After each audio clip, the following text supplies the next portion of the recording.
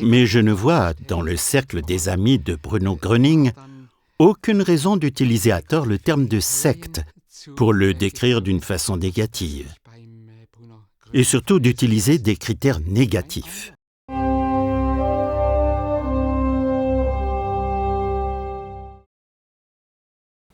Maintes personnes qui entendent parler pour la première fois du cercle des amis de Bruno Gröning se demandent s'ils ont affaire à un groupe sérieux. J'ai toujours été attachée à la religion et au début, j'avais des doutes, je l'avoue. Il faut aussi avoir le courage de le dire. Quand on vient d'un milieu croyant, catholique, on se demande bien un peu « Où es-tu ici ?» Et on pense bien sûr au mot secte. Wo bist du hier? Dann denkt man natürlich an das Wort Sekte. Tout au début, j'éprouvais une grande joie. Oui, c'est quelque chose de beau et quelque chose de bon. Et j'en ai parlé à tous, à ma famille, à mes amis, au travail. J'en ai parlé partout. Et bien sûr, cela a suscité beaucoup de réactions de différentes sortes. Surtout, fais attention. On ne sait jamais, sois prudente.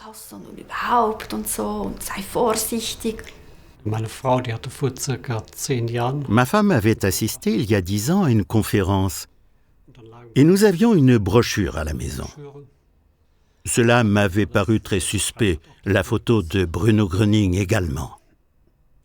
Pour dire franchement ce que je ressentais alors, je craignais qu'elle soit éventuellement tombée sous les griffes d'une secte.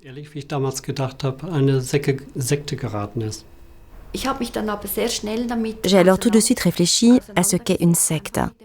J'ai supposé la chose, examiné le cercle des amis et considéré ce que je ressentais, la façon dont je le voyais, ce que j'y avais vécu jusqu'alors et examiné ce qu'est une secte en réalité.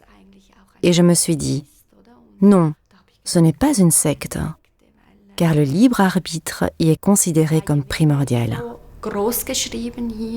Ce qui a été décisif pour moi et m'a permis de poursuivre le travail ici, au Cercle des Amis, c'est que la liberté personnelle est toujours respectée.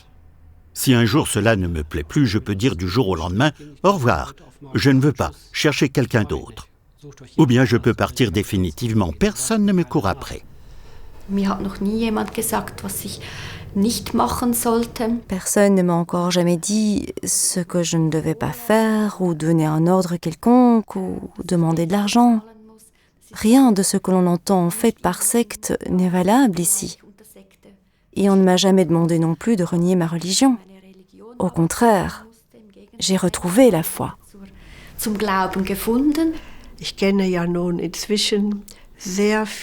Je connais maintenant énormément de propos de Bruno Gröning et aussi la plupart des discours qu'il a faits. Et cela m'a rassuré qu'il dise « Gardez votre religion, allez dans les maisons de Dieu de votre religion, de votre confession. » Je trouve toujours que c'est une bonne chose que Bruno Gröning ait montré lui-même la direction à prendre. Il a dit « Je ne veux pas fonder de nouvelles religions. Je suis ici pour tous les hommes indépendamment de leur religion, de leur nation. » Et il a même dit qu'il voulait que les hommes revivent leur foi dans leur religion et dans leur église. C'est exactement le contraire de ce que l'on entend par démarcation. Bruno Gröning a montré ici clairement la direction. Nous ne voulons en aucune façon donner l'impression d'être une secte où l'on force les gens à faire quelque chose, à renier une chose pour s'engager pour une autre, à ne pas faire ceci, à devoir faire cela. Non, le cercle des amis est libre, et c'est écrit aussi dans les statuts. Chacun peut quitter le cercle des amis sans délai s'il le désire, en toute liberté. Tout est basé sur le bénévolat et optionnel. Il n'y a pas de cotisation, rien. Peut-on concevoir une plus grande liberté ? Gerda Ritter a dans le passé organisé elle-même des séminaires sur les sectes en tant que directrice de formation dans une administration d'État et s'est consacrée de façon approfondie à ce sujet. J'ai eu affaire à ce sujet dans ma profession dans le cadre de la formation des jeunes. Il y avait ici, à Stuttgart, énormément de sectes. Et j'ai pensé qu'il fallait éclairer les jeunes. J'étais en contact avec les délégués aux études des sectes du ministère de la Culture et de l'Église protestante. J'ai lu aussi bien sûr beaucoup de choses sur le sujet et rassemblé une large documentation.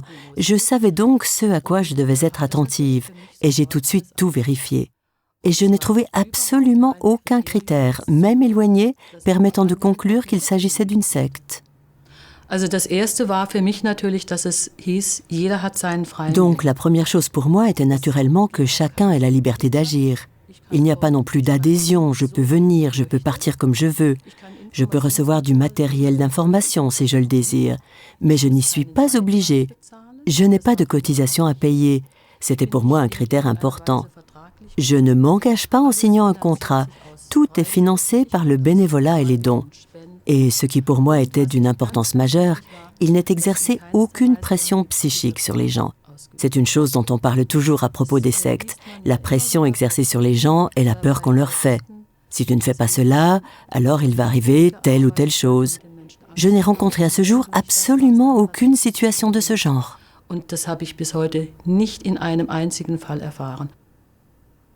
Le théologien suisse Christoph Peter Baumann d'Inforel à Bâle ne trouve non plus au cercle des amis de Bruno Gröning de ressemblance avec une secte.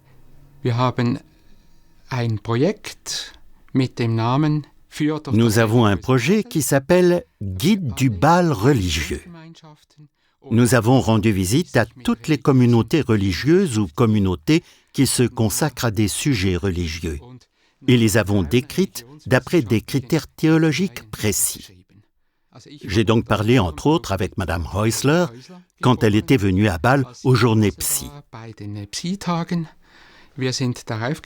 Nous avons constaté qu'il ne s'agissait pas d'une communauté religieuse proprement dite, mais comme son nom l'indique, d'un cercle d'amis.